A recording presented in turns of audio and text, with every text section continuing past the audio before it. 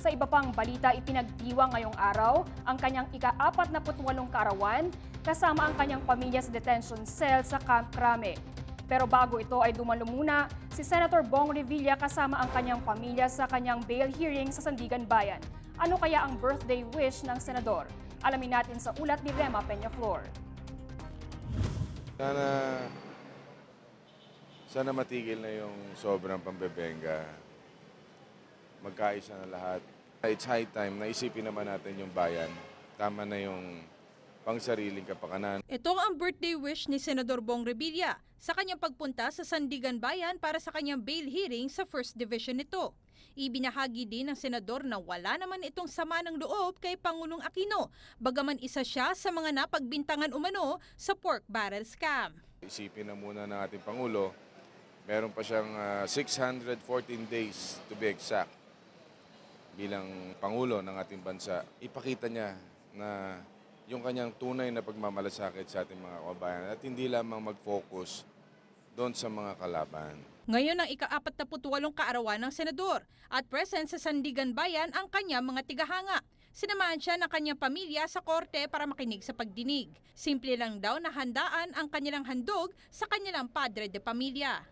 The first time that he's celebrating it inside the detention, the custodial center of Crame, we just have to adjust. At least nandyan siya, buhay siya kasama namin.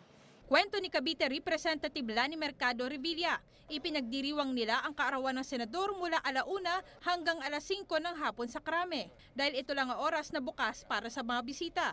Nilinaw naman ng abogado ng senador na ang pagkakaroon ng listahan sa mga tutungo sa bail hearing ay hindi pagbibigay special treatment sa senador. Nire-recognize ni Senator Revilla na ang capacity ng courtroom ay limited. So, kinakailangan hihingi ka as a matter of courtesy to the court ng permiso para papunta yung mga nais na makapanood ng proceedings. Sa naturang bail hearing, humarap bilang testigo si Marina Sula, isa sa mga dating empleyado ng tinuguriang pork barrel scam queen na si Janet Lim Napoles. Inaasahan ng pamilya ni Senador Bong Revilla na makakapagpiansa ito ngayong halos patapos na ang kanyang bail hearing.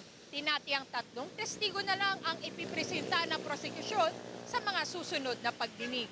Naikwento din ng senador na maayos naman ito sa loob ng detention center sa Camp Crame at nagsasagawa ng workout tulad ng shadow boxing at Muay Thai. Ngunit idinadaing nito ang paminsan-minsang pagkakaroon ng migraine. I'm not complaining.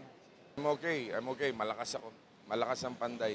Nag-aalala naman ang may bahay nitong si Representative Lani dahil meron din daw itong mahinang atay dahil sa kaiinom ng pain reliever laban sa migraine. Nakakaranas din ang senador ng kahirapan sa paghinga, kaya naman pinag-iisipan nila na maipagamot ang nasabing senador.